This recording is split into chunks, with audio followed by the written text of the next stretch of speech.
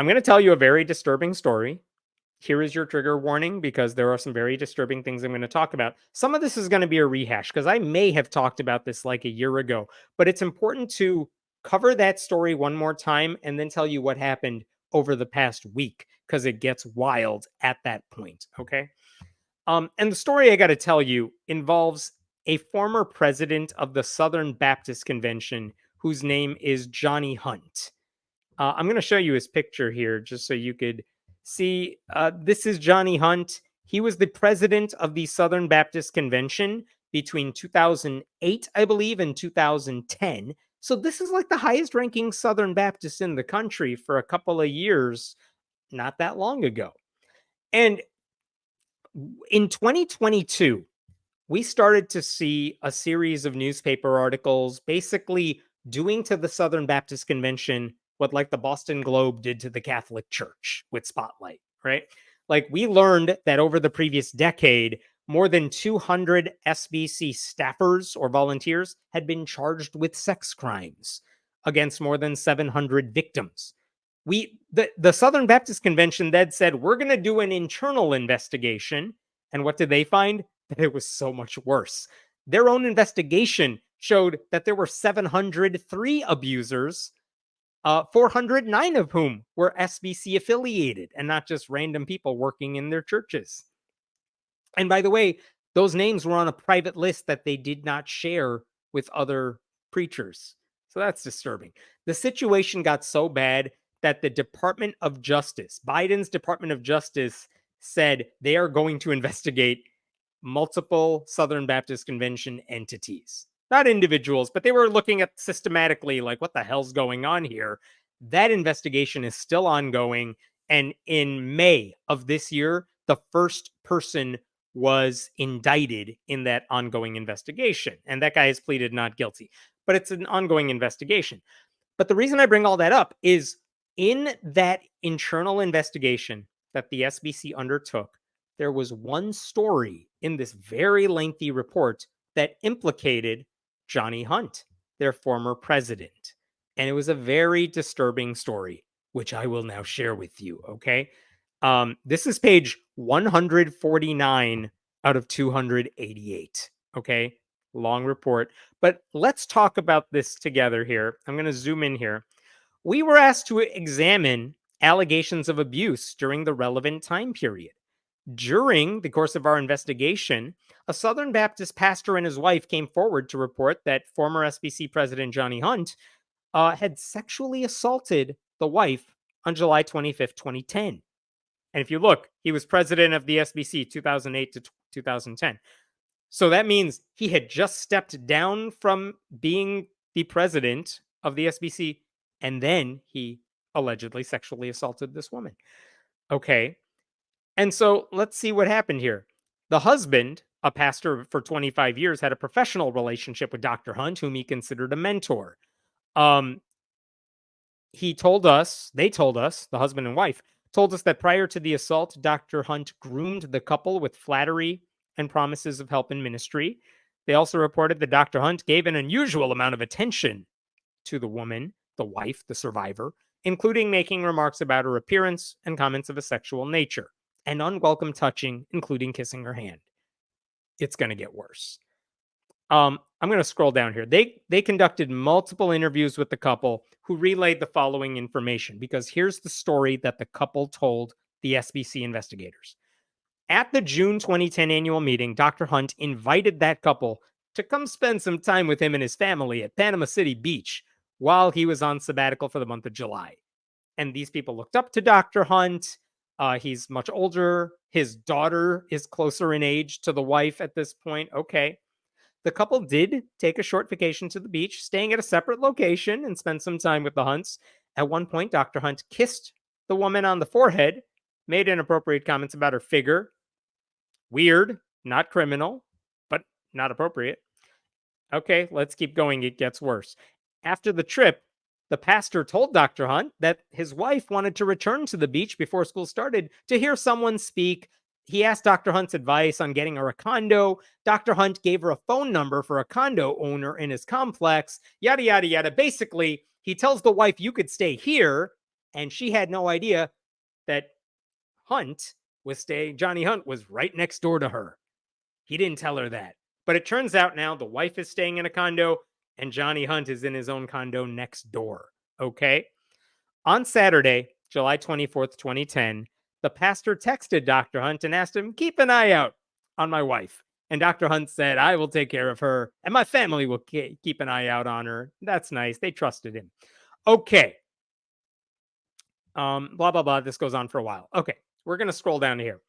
Dr. Hunt texted her asking what condo she was in, as if he didn't know. She responded with the number, and he replied that it was right next door. Haha, surprise. And told her to step out on the balcony. Survivor was surprised that the condo her husband had rented was right next door to the Hunt's condo. Haha, funny husband. Dr. Hunt and the woman conversed from their respective balconies. He brought her a bottle of water. Survivor recalled Dr. Hunt shifting the conversation from ministry to flattery about her appearance, her clothing, and her perfume. Even though they're standing on different balconies, he apparently can smell her perfume. Dr. Hunt remarked, "He was hot from being in the sun." And the woman said, "Well, you can come sit in the shade on my balcony." And she described the balconies as side by side with no ability to cross, which means he has to go back out and come around the other side. She just assumed his wife and family were inside. Anyway, next thing you know, Dr. Hunt comes into her condo. They continue their conversation. Dr. Hunt asked her if she felt safe. Weird. And she said she did. She didn't know why he would ask such a question. He then told her to put her feet on his knee. He touched them while commenting on their beauty and size, as one does when you ask a strange woman to put your feet on top of you. Weird. At one point, he remarked that he was uncomfortable sitting outside because he didn't want to be seen, so he suggested they go inside. That's not a red flag at all.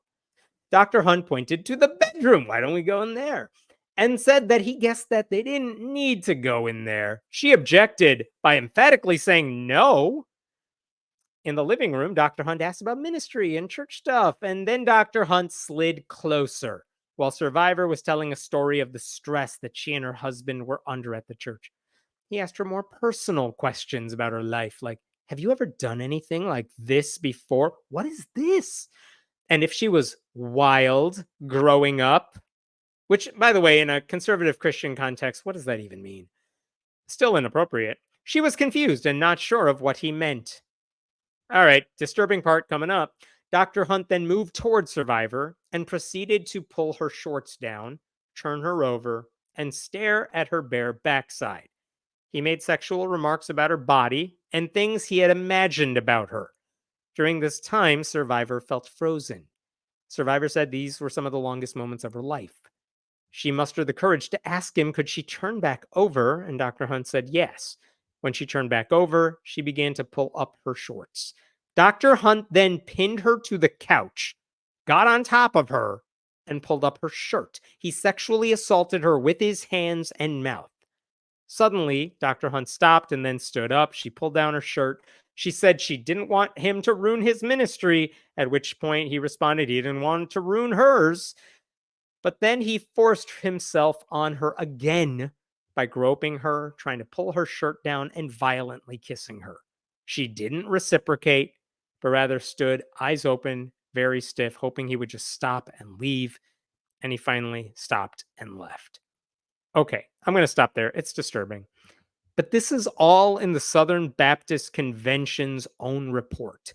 This is what they said happened. And if you ask them, like, why did you even include this in the report? What they said is that we believe the woman and her husband when we talk to them, and we do not believe Johnny Hunt when he told us his version of this same story. That's why they included this in there.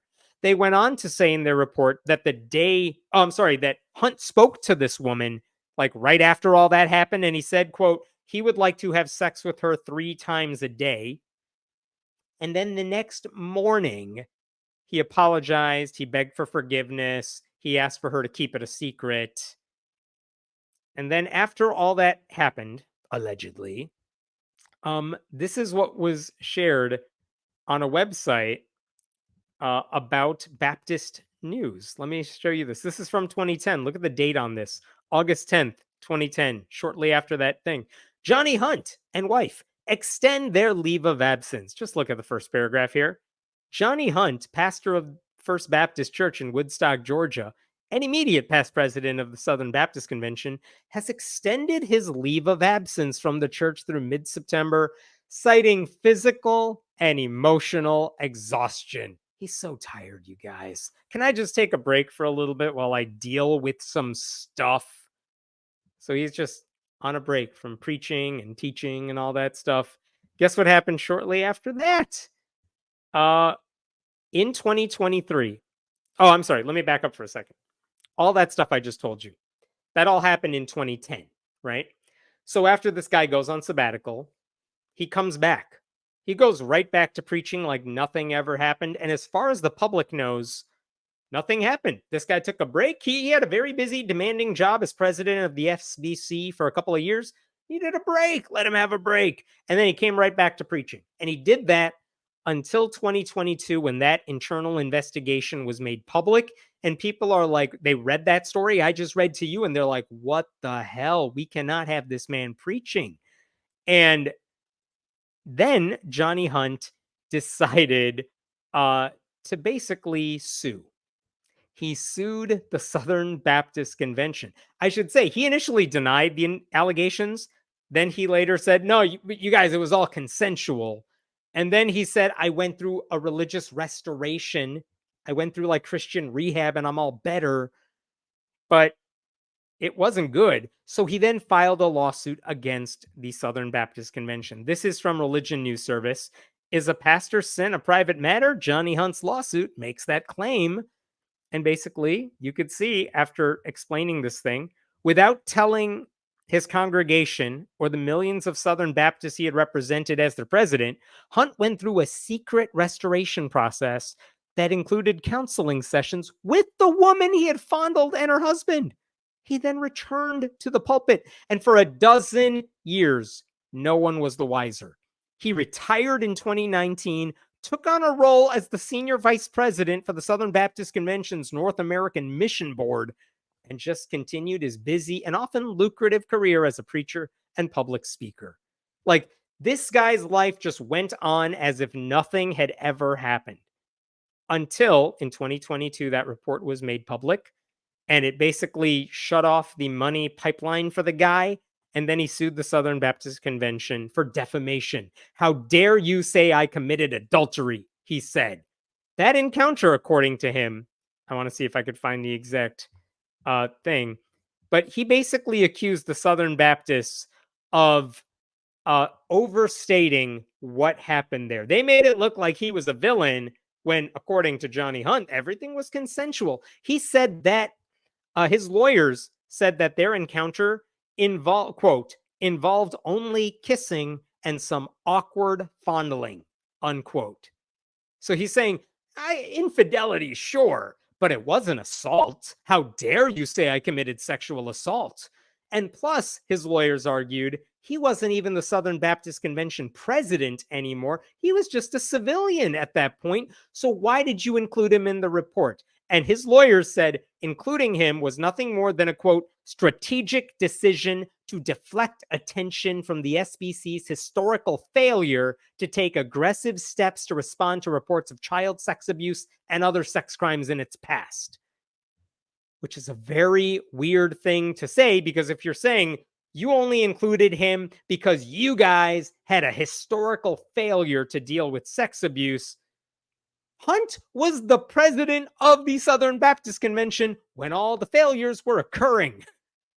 You can't blame the SBC for not doing enough to stop guys like you. That's a weird argument for his lawyers to make. And also, I don't get the defamation argument, because this guy was a public figure. He was the immediate past president of the SBC. He was a hypocrite. He was part of the abuse that was swept under the rug. And there was no evidence that the allegations were made by people who knew they were false, but said it anyway, which is the whole idea of defamation. But it was also kind of, funny in a disturbing sort of way that Johnny Hunt was trying to make his sex life private when his entire career was about taking everyone else's sex life and making it public. This is a guy who demonizes same sex couples, monogamous same sex couples, because, well, how dare they have sex with each other? He signed the 2017 Nashville Statement that said marriage could only be between a man and a woman, that all married couples had to be monogamous, and that trans people did not exist. He signed off on that, this guy, because, he's a good moral dude. He was all about, he preached about this, defending the sanctity of marriage. And this is what he was doing behind closed doors, allegedly. Okay. Um, okay. I'm bringing all that up. That's part one. So I wanted to tell you all that. I talked about that a long time ago because this is all old news. That report came out in 2022. He filed the lawsuit in 2023. And for the past year, this defamation lawsuit has just been going through the courts. It's a slow burn. Takes a while for anything to happen. But right now, earlier this month, the defendants, the Southern Baptist Convention's lawyers, basically told the judge, hey, we're not arguing about the facts anymore. Can you just rule on this? We want a summary judgment. We don't need a jury. Like, you know what's going on. We all agree what happened. Why don't you tell us if there was defamation or not? And so they're asking the judge for a ruling. And to that end, they basically made public a lot of the stuff they had been doing behind closed doors this month. And one of the things that came out was the deposition that the Southern Baptist Convention's lawyers took of Johnny Hunt this past April. Basically, they said, okay, we want to get you on the record for all the issues we are talking about here in this lawsuit. So sit with us for a long time, and we're going to ask you a lot of very personal, maybe invasive, but relevant questions. And we want to get your answers on the record. And he sat for this deposition. And until this week, the deposition had not been made public. And now it's public. And I want to share with you some of the stuff in here because it's bananas. Okay. So, for example, at one point in this deposition, a lawyer asked Hunt for his definition of adultery. And let me read you what this says. Let me see if I want to make sure you could read this. Here we go. Here's the top. Look at line 5 here. This is from the lawyer for the SBC to Johnny Hunt. How do you define adultery? He says, adultery is a man that is married and he has sexual intercourse with someone other than his wife. The lawyer says, so Bill Clinton, he did not commit adultery? Johnny Hunt, I don't know his story. Really? Really? I was a child at that time, and I know the Bill Clinton story. You were like a leader of a church. You definitely know the story. But it's a fair question because you're trying to argue that adultery is one thing, and we all know what Bill Clinton did. He didn't have like sexual intercourse per se, but he did infidelity. You could argue there was a power dynamic change there. You could argue that sexual assault. Like, by definition, Johnny Hunt is saying, well, I don't know if Bill Clinton committed adultery. Like, yeah, he did. That's kind of the whole thing here. That's a weird thing for him to say. But wait, it didn't stop there. It just keeps getting worse. Because the lawyers want to get Johnny Hunt to explain to them the difference between infidelity and adultery and all that. So here's another exchange they had. Let me jump to this page here. Okay, look at line 19. This is the lawyer. What do you consider being unfaithful to one spouse? Johnny Hunt. Well, to be unfaithful to me, in my heart, would have been to have gone to another lady's room, which he did. But that is not adultery. Okay, then when do you cross the line from being unfaithful to committing adultery?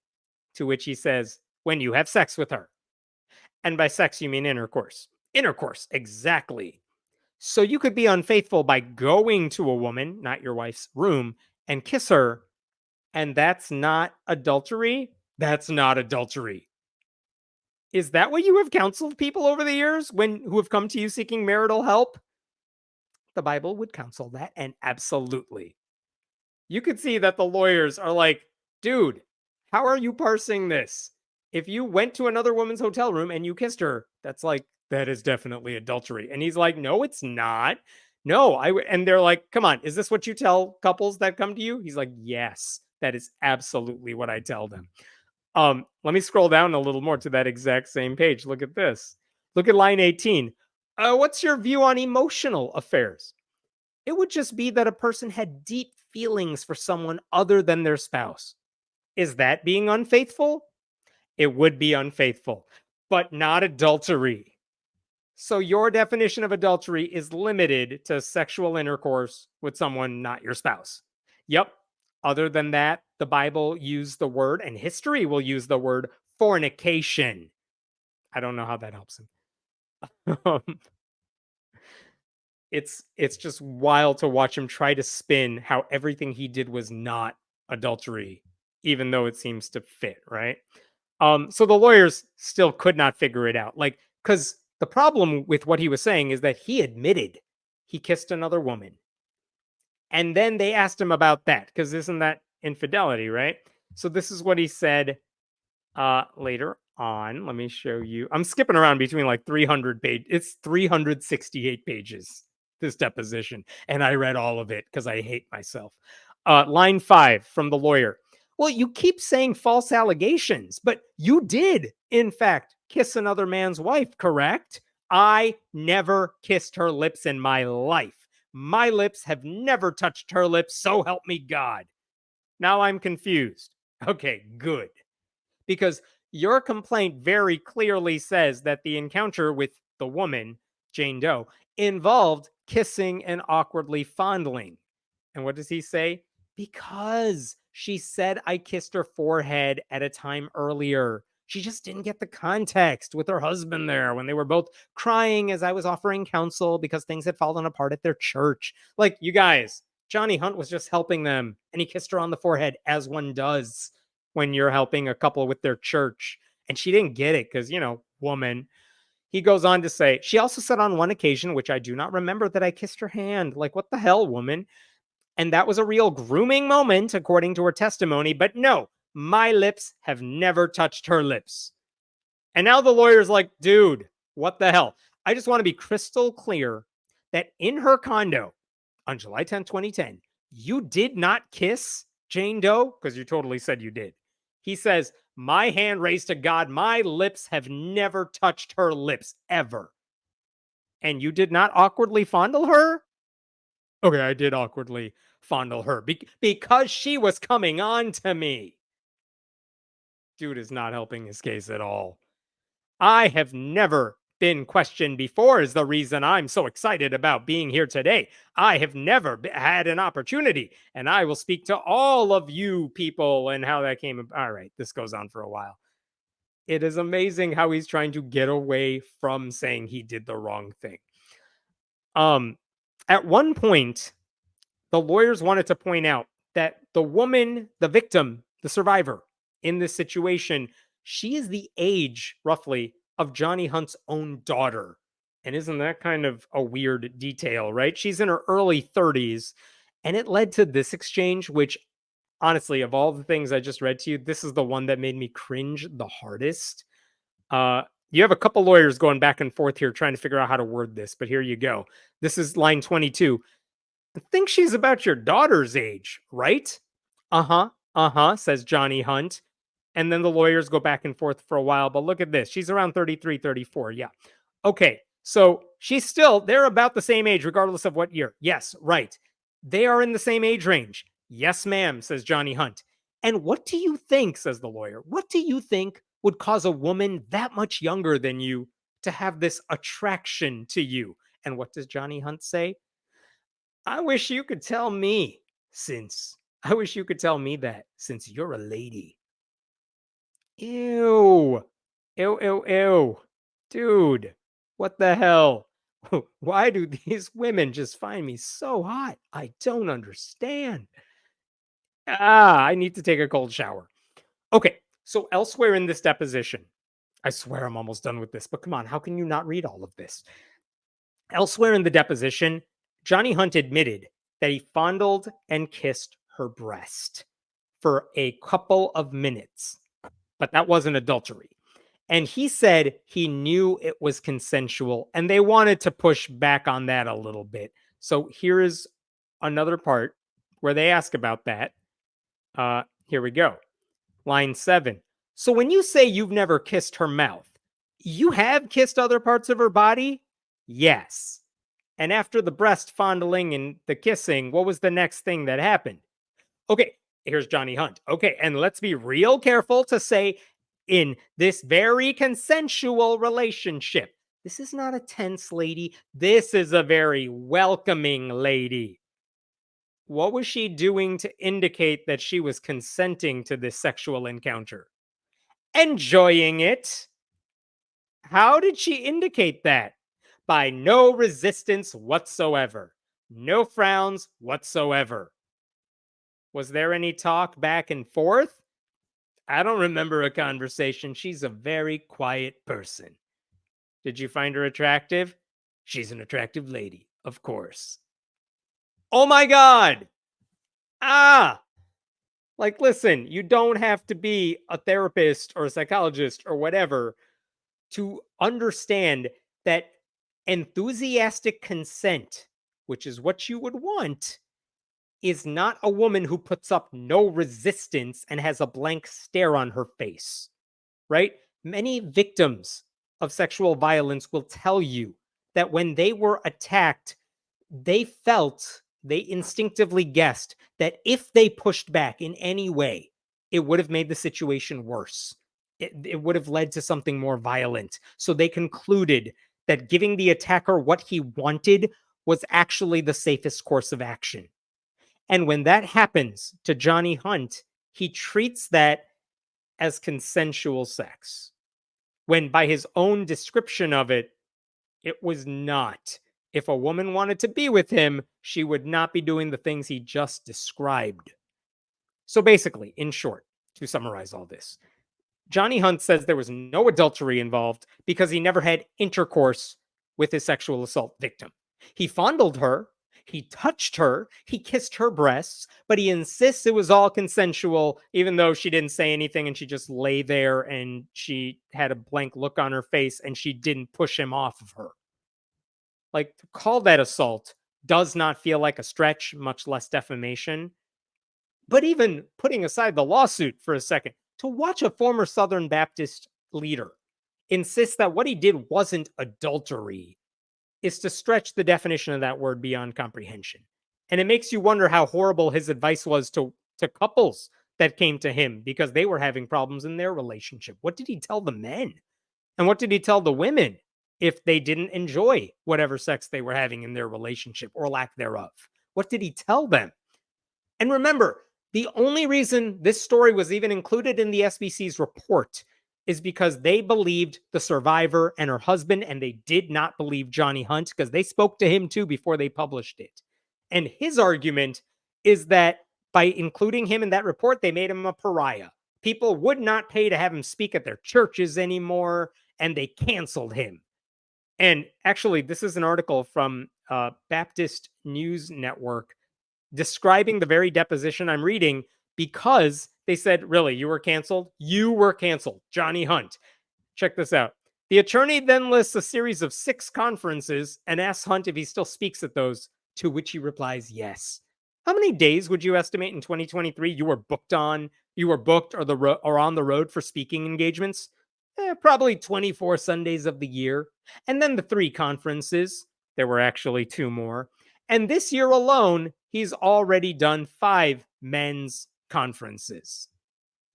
That's this guy's definition of getting canceled. He goes out like every other week to do paid sermons. And he's like, you guys destroyed me.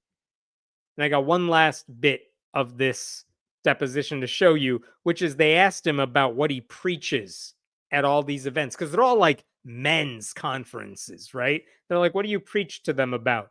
And he says, like, sex and adultery and things like that. And so they asked him about this. How did you come up with the themes or topics you covered in those conferences? Johnny Hunt says, being a man. That's how he's an expert. He is a man, therefore he knows everything about manhood. And they're like, oh God, did you deal a lot with topics about lust? Yes.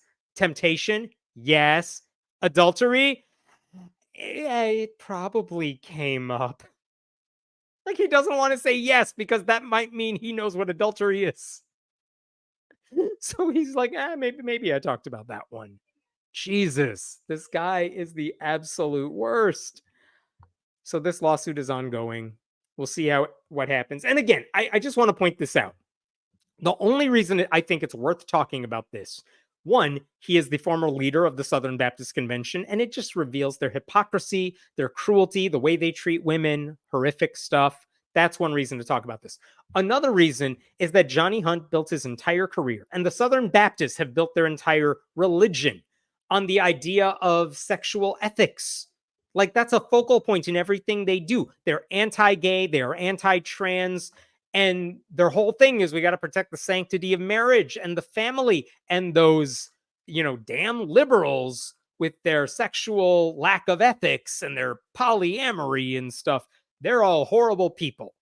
That's what they say over and over. Like, and so the hypocrisy here is unbelievable because one, if the allegations were true, this is downright criminal. But two, he used his religious authority to gain trust from people when he was being a total hypocrite.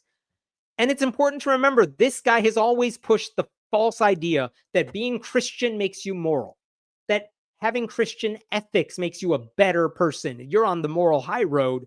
But he's a living example of how Christianity is often just used as an excuse to cover up your own bad behavior. And he implies that people who reject his belief system are more likely to be sinners worthy of condemnation, but he never took his beliefs seriously anyway. He acted like his marriage was worthy of praise, but monogamous gay couples, no, they're being led by the devil. And over the past couple of years, we have seen, Jerry Falwell Jr. get in trouble for the hypocrisy, the difference between what he said and what he and his wife were doing behind closed doors. Ted Haggard, famously a couple of decades ago, did the exact same thing. But to their credit, those two guys, they never sexually assaulted anybody. That's unique to Johnny Hunt. But Hunt seems so intent, I think, on making this story public. Like, very much Streisand effect here. He's going to make sure this stays in the public eye because of the dumb shit that he says. How's that for a story? I'm done with that one. I don't want to talk about that one anymore. It upsets me. What questions do we have? Wasn't Hunt the dude who said he'd let women who wore revealing clothing get off scot-free if they were sexually abused? I can't remember if that was Johnny Hunt or this other guy, Paige Patterson. I can't remember. But again, like, you wouldn't put it past them. Just bad dudes who you don't want making comments about women or sex or anything that should be taken seriously.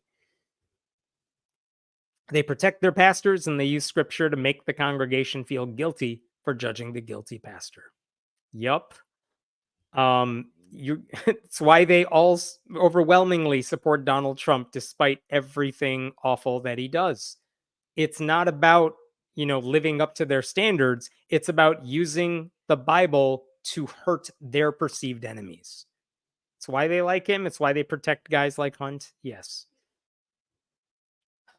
The Bible claims just thinking nasty thoughts of a woman equals adultery. Yeah, I mean, I forgot the verse, but yeah, if you have thoughts in your head, that counts as lust. Thinking of a woman who's not your wife is considered a sin.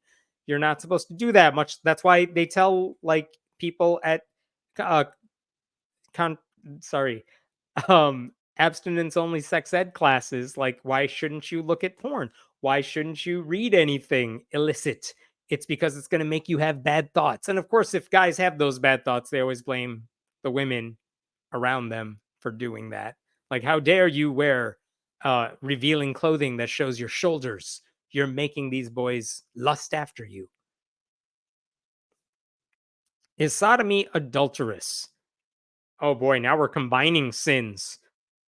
I feel like monogamy within a same-sex relationship is a sin.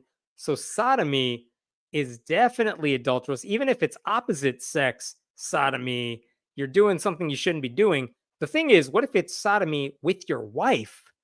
Because you would think God would be cool with that because it's within the context of marriage. But Christians feel really weird about that. So sodomy within the confines of a married couple, I'm sure they have a word for that too. That's not great. Does he still believe this shit? Johnny Hunt?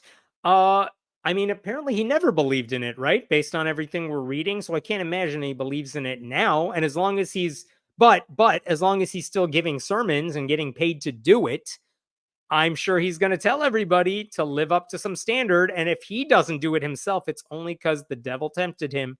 He fell short, but Jesus redeemed him. Can you see my eyes rolling? He simply wasn't judging, judge not yourself or something. Yeah, yeah, yeah. Let God judge me. I don't need to judge me. You don't need to judge me, lawyer. Jesus will take care of it. So let me do whatever the hell I want to a victim. Doesn't actually matter if he calls it adultery or not. The facts of his actions are the issue, not the word adultery. Yeah, and again, I just want to make clear this is not like a criminal trial about what he did. I believe this is all about whether the Southern Baptists committed defamation by saying what he did was sexual assault or something, and he's mad that they said that.